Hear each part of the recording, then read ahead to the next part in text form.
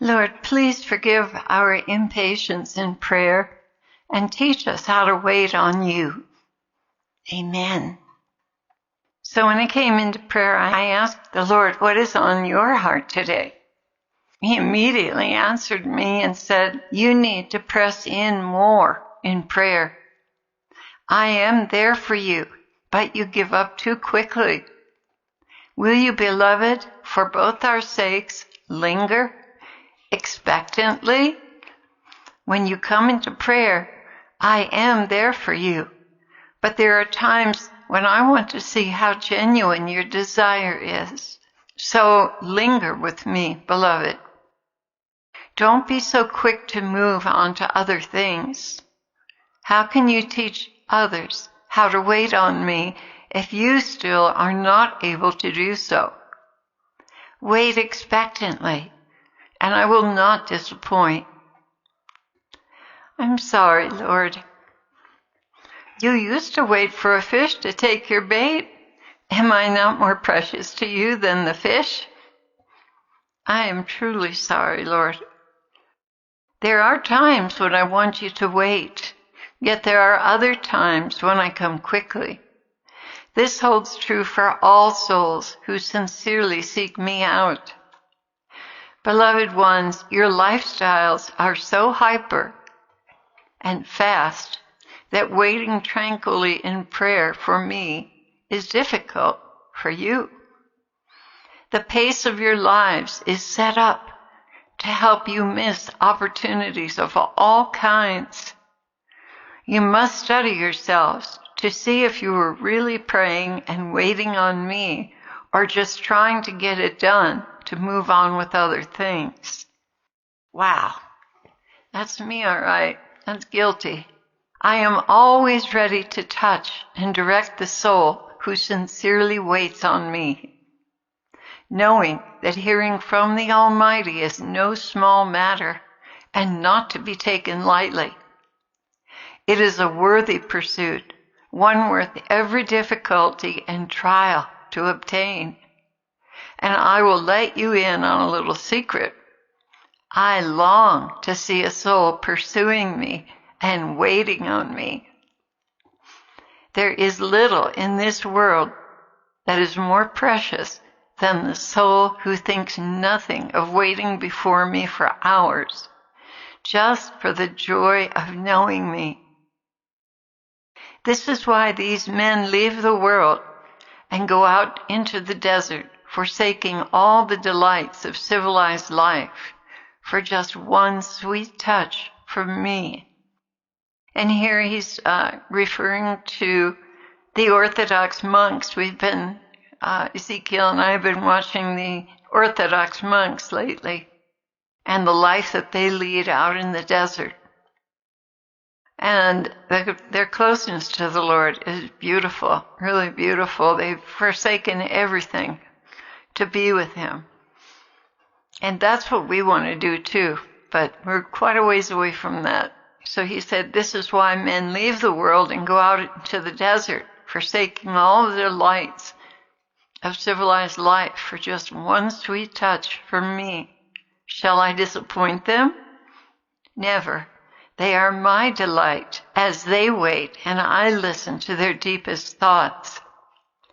Remember the analogy I gave you about the difference of wading into the ocean, from swimming in the ocean to floating on the ocean to surfing the waves, comparing all of these activities to the one I love most, diving for pearls.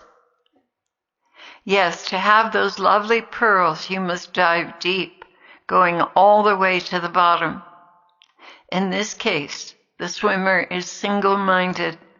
All he cares about is getting to the very bottom and harvesting the pearls, even until he finds one of great price. This is what prayer is all about, attaining to the pearl of great price. There are times when I speak to you immediately, and other times when I need to reach deep inside your heart to communicate what is precious to me. This requires a stillness of soul, a resting in me, so that I may impart the deeper things to you. Most people think of all they could be getting done when prayer is taking more time and when I am not coming immediately. They become impatient and give up, thinking there is more value in spending their time doing things, rather than spending all that time just waiting for me to speak to them. But they do not understand how very much I delight in their company. If I answer them immediately, they are soon satisfied and leave my holy presence. But if I do not come forth immediately, they must wait for me, and I love being in their undivided presence. Do you really believe me when I tell you that I miss you? Yes, Lord, I do. Well then, my beloved, demonstrate that to me, because I long for your company. Truly I do. So I asked him, what about when I sing to you on the keyboard?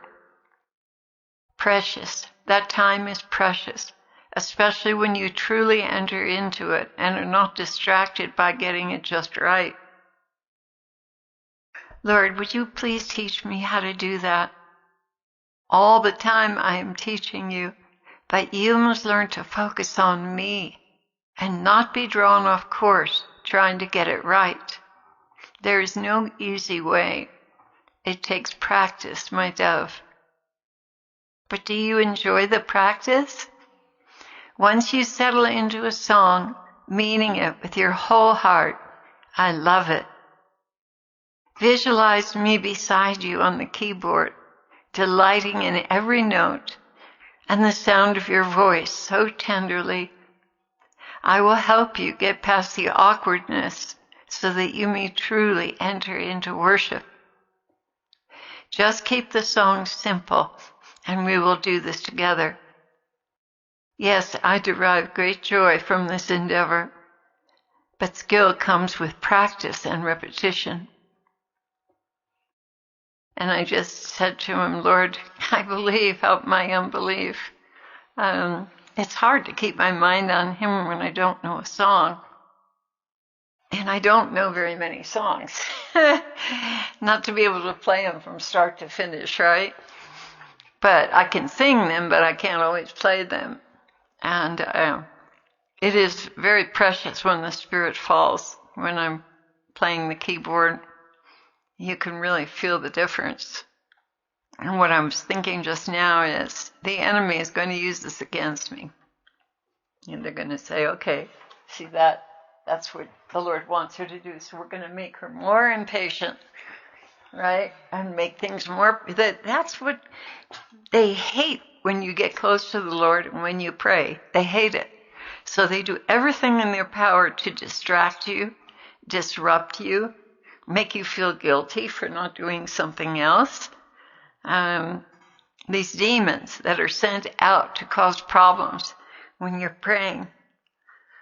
We need to cut through that. We need to exercise them with our swords and take control over those interruptions and those distractions and not let them get away with it, because this is what they live for.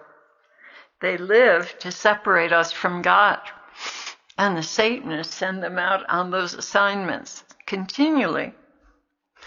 So I'm looking back now on what he's saying, and that I have been impatient and left prayer. I don't like that, and I don't want to be that way. So I'm going to pray for his help and really make an effort. And for the rest of you guys, when you say prayer is dry, I think one of the reasons is you don't linger long enough, huh? Does anyone want to say amen to that or not? Amen. Saying, Lord, I hope Leo gets a confirmation on this message. And that it's not me and that it's really you, Lord. But Leo got a confirmation and I needed to hear that.